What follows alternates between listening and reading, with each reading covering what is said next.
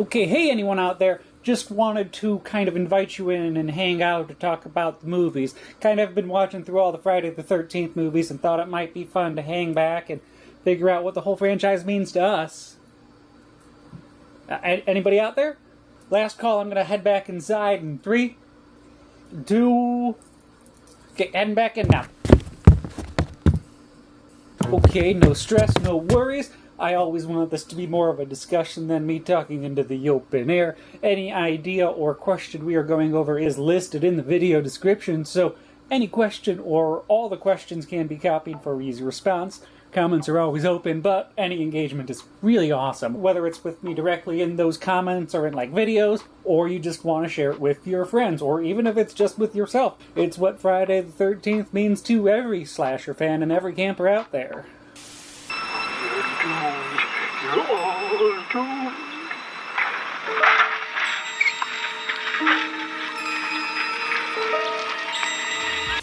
How would you describe Friday the 13th to someone who has never heard of the concept?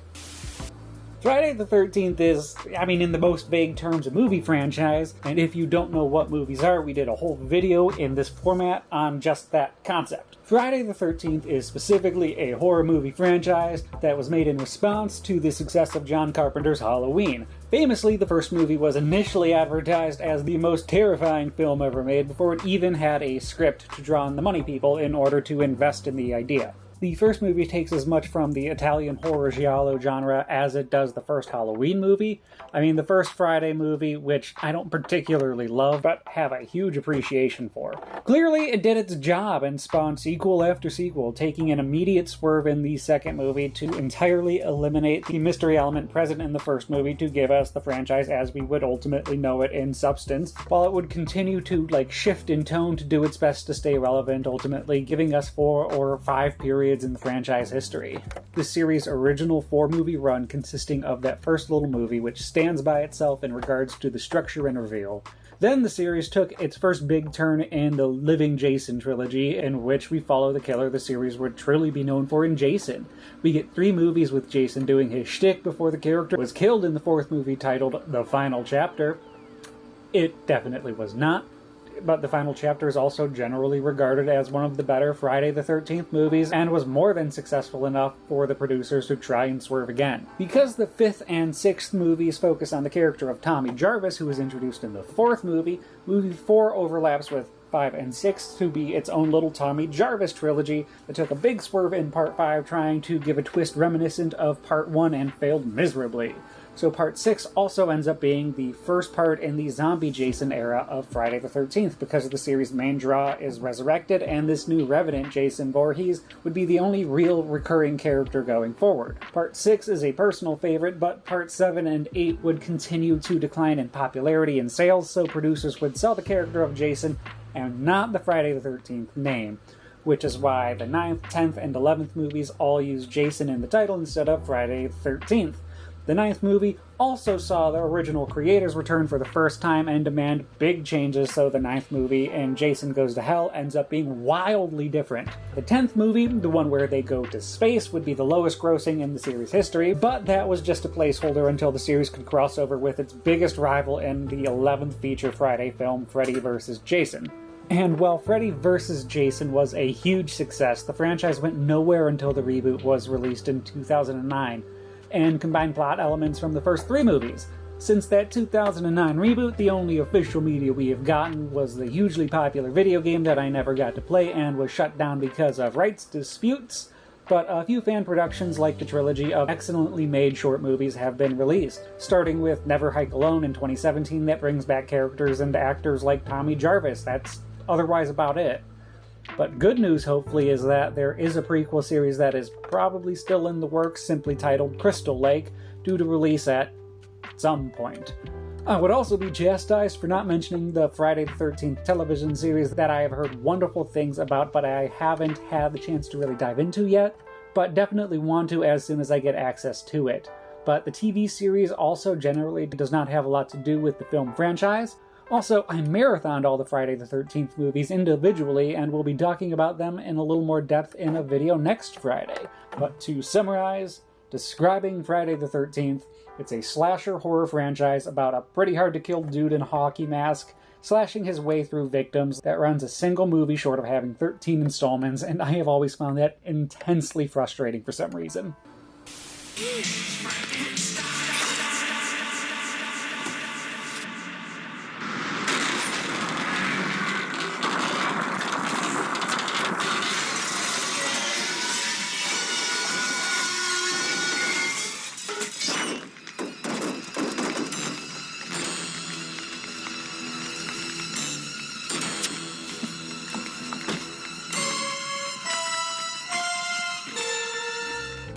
What are your earliest memories of Friday the 13th? Friday the 13th is one of those things that culturally osmosis its way into my brain. If you grew up in the 90s, you grew up with Jason masks everywhere. Because of that, when the internet became a thing, Friday the 13th ended up being one of those franchises on everyone's minds, leading to another push in popularity in the early 2000s, despite there not being much to latch onto substance-wise at that time. I would have been 10 or so, which would have been 2003-ish when I first saw Friday the 13th Part 6 on cable TV. Really enjoyed that one specifically because it poked fun at all the tropes I expected to see in the movie, so that got me really excited to catch other Friday the 13th movies whenever I could. The next being that original Friday the 13th, and between that just being a very slow movie and being cut down for TV, I didn't walk away with a great impression. It was a lot of internet commentators' love for the series that made me eventually revisit the whole franchise when I was a little older and track down the whole thing on the same DVDs I rewatched when getting ready for this discussion. Jason threw himself into Part 7 with a gusto not seen since the early days, despite not believing in telekinesis himself. Well, Jason didn't believe in people coming back from the dead either, but my old man convinced him to do Part 6 all right. Before, the brain aneurysm. Now, the Movie Channel proudly presents Friday the 13th Part 7, The New Blood. Stay tuned for another installment of Jason Behind the Murders. What are the themes of Friday the 13th? Not a question that comes up often. Does Friday the 13th as a franchise have ongoing themes? Is it just mindless cash-grabbing catharsis? Or did anything from contemporary culture leak into the stories and leave traces of themes by proxy? Well, if you listen to the critics at the time these movies were originally released, they had a lot of overwhelming themes of sex negativity and hating women, pointing out the hyperfixation of watching young girls being mutilated. Even if more men usually did die, the camera tended to linger on women and their suffering. Or at least that was the idea that was pushed generally about slashers. While Friday the 13th definitely pushed women's bodies on the audiences more as far as TNA goes, the critics' complaints never quite lined up about the series specifically torturing women more than men in their kills as far as I could see. If anything, a cult following the franchise's plethora of final girls has sprouted instead. The franchise has a history of giving the audience strong women who outsmart and overcome their trauma to stop the force of nature that is Jason Voorhees. As for the sex negativity, even when I was younger, it felt like Jason killing kids that had sex was more of a byproduct of the studio needing an excuse to show tits and ass. Nothing more, nothing less. But it did definitely create a correlation in a lot of people's minds. Jason does end up killing a lot of people who were horny. Across the board, it always felt that Jason particularly targeted anyone who was being dumb or irresponsible and anyone who gets in his way. Unless, you're a handful of punks in the city of New York for some reason. So if I had to push an overall dissertation of the theme of Friday the 13th, it would be to take responsibility seriously? The reason the girl who didn't make love survived was that she was not distracted. It's not that she was more moral than the others. She just had nobody to make it with, so she was not busy. Who are your favorite Jason actors?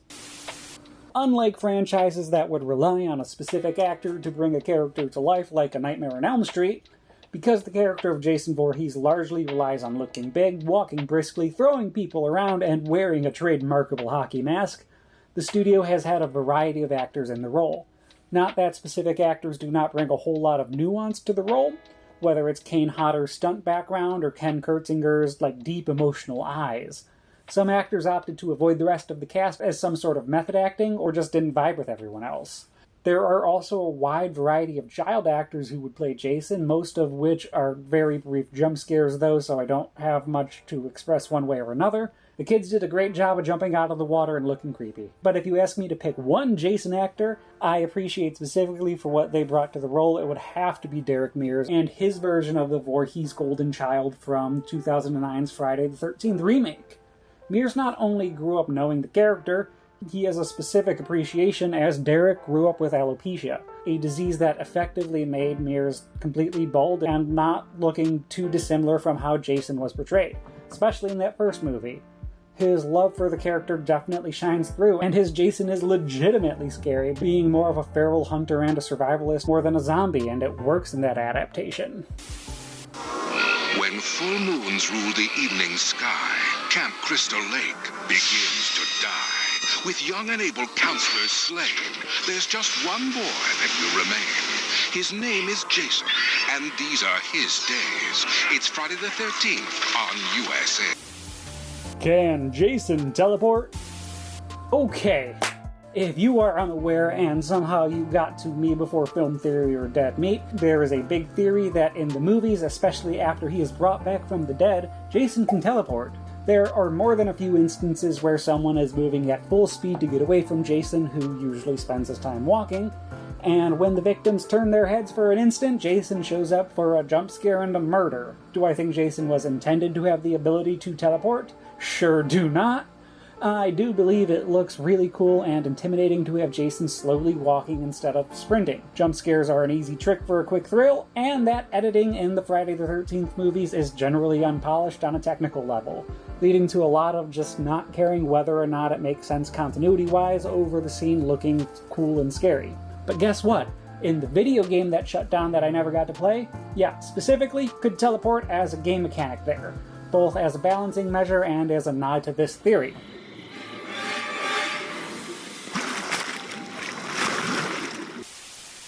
He was a quiet guy, a bit of a loner, and a really big hockey fan.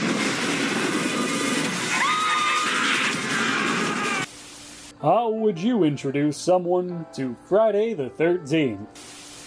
I always have follow-up questions if someone is asking me to introduce them to something. I'd ask things like, how much do you know about the series when it comes to Friday the 13th? If someone is expecting a Jason movie, I'm definitely not going to start them off with the original or the television series.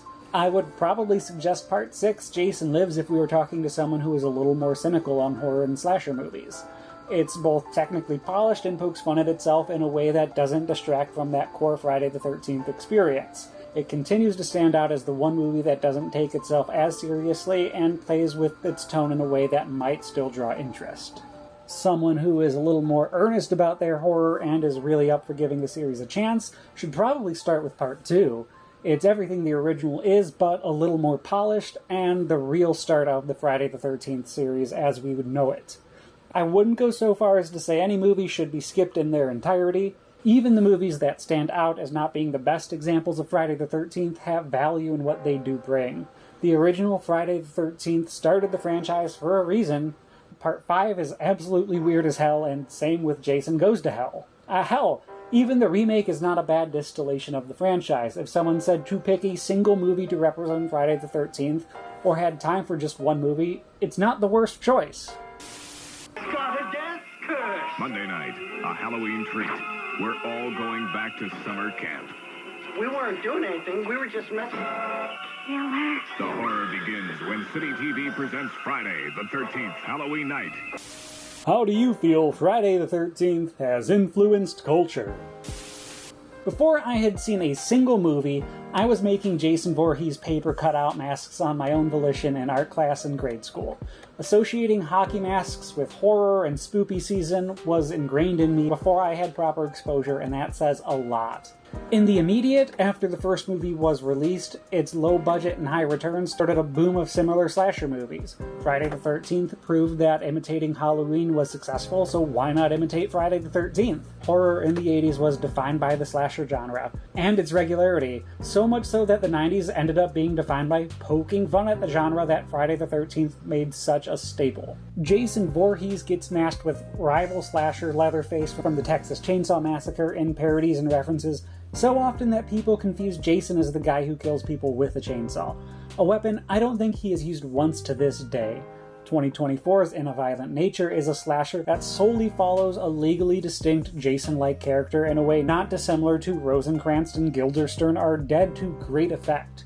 When the franchise went into dormancy because of studio putzing and legal shenanigans, fans managed to keep the character alive in fan films that feel more professional than actual productions, through franchise retrospectives and horror hosting videos.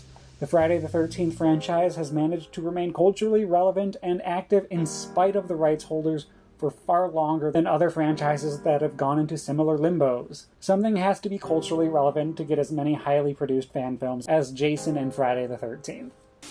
A lot of skeletons in my closet. So I don't know, I guess I do this for my mom, I'm just always seeking her approval. Right, well, it sounds like you may have a bit of an Oedipus complex. What's that? How would you kill Jason? Kill, or definitively stop the guy who can hang out at the bottom of a lake for a decade and pop out like it's nothing. If it's normal person Jason, it's a matter of hitting him hard enough with something that's sharp enough. After he is brought back as a zombie, the only thing that we actually see kill Jason is being stabbed with a Kandarian dagger by a blood relative. Every time he has been submerged in a lake or been completely obliterated, Jason has managed to come back in some way, shape, or form. If Jason X had a proper sequel, it could realistically start with a random dude on Earth 2 picking up a heart and biting into it to begin the cycle anew. But canonically, Jason is a Deadite, right? Theory, we can put him down any way you can one of the evil dead, so the aforementioned Kandarian dagger. We don't know which book he is associated with, so I'm not going to worry about destroying one of the books of the dead. You could bury him alive, I guess, but I don't feel like that would work. And I don't know how I would restrain a force of nature like Jason Voorhees. Something that has not been tried yet, though, is total cremation. Sure, he has been set on fire a few times and survived an explosion or two, but Kane Hodder's walked away from all that. What if we dropped Jason into a pit 10 feet deep, set it on fire and kept stoking the flames until it's hot enough to burn bone? I don't know how we are digging the pit. Maybe we just lure Jason into a furnace somehow. That does the trick, but that's also how Michael Myers survived, so who knows if that'll work. If only throwing Jason into a fucking car shredder would stop that damned heart of his. Guys! It's okay, he just wanted his machete back! Whew! Pitch. A Friday the 13th movie. Really quick pitch, just a Friday the 13th movie in real time. We can set it in the remake universe or in the old continuity, or this can be the first new universe if the studio mandates it. It's easy to twist it into any world, and I don't care enough to not make this a reality if given the opportunity. But in my ideal mind palace, it's kind of a prequel to the remake, specifically for the setting and because of Derek Mears. We set it in a campground on Camp Crystal Lake. Classic stuff. I want to set it in the middle of the season when we do have a full catalog of campers of all ages and a few dumb counselors to awaken Jason's wrath. While the campers are all watching a movie, Jason stumbles on a few bullies and puts a few kids down. I want this Jason to have a vague and very flawed moral compass. All he has known was bullies and neglectful teens and a loving mother, so it makes sense to me that he would actively pick and choose. I imagine a scene where a counselor stands between Jason and a group of kids, and he just moves on because they aren't in his way. It's not like we haven't seen him pick and choose before. But imagine a very straightforward plot that begins at 9 at night on Friday the 13th and ends at 11. After Jason has steadily marched through camp, getting a rampage through of a group of dude bros who think that they can take him, stalking counselors who abandon their posts and try to run away, all while trying to hunt down the one kid who either pissed him off or trying to get back his mother's sweater. I'm not trying to reinvent the wheel here in a Friday the 13th, just make a really pretty wheel that rolls really smooth. Jason, there's been a great deal of controversy about your training methods. How do you respond to that? No comment. What does Friday the 13th mean to you? First, I want to break down why I am such a fan of the franchise, because I don't think I ever actually have, and that would probably help. Part of it is the tone of the movies. Everyone knows how dumb they are in concept, but just about every movie takes itself seriously to some degree in a way that I have always loved and respected. It's the perfect line to toe for me, bundled with the very low polish and budget, made the movies feel that much more interesting regarding how they managed to do the effects they managed to pull off in the series. I am definitely the kind of person who loves behind-the-scenes information about their movies, and the Friday the 13th movies have always been really transparent about their productions, whether their sets were safe and legal or not whatsoever. He said, open your mouth. And he blows some powder into my mouth. And I'm telling you, they could have filmed it 15 times. I was having a great time after that. I also really like Jason Voorhees as a character for some reason, more so than his quiet and broody rivals like Leatherface and Michael Myers for reasons I have never been able to really explain. But if I was told to pick one of the three to invade over to smoke a J by the fire, it would be Jason fucking Voorhees easy. So what does Friday the 13th mean to me as a whole? I think James E. Janice of Dead Meat said it best when he described the movies as having a blue-collar feeling. For a long time, they were consistent and regular, steeped in the time of the franchise debut, and refusing to change as the decades rolled on.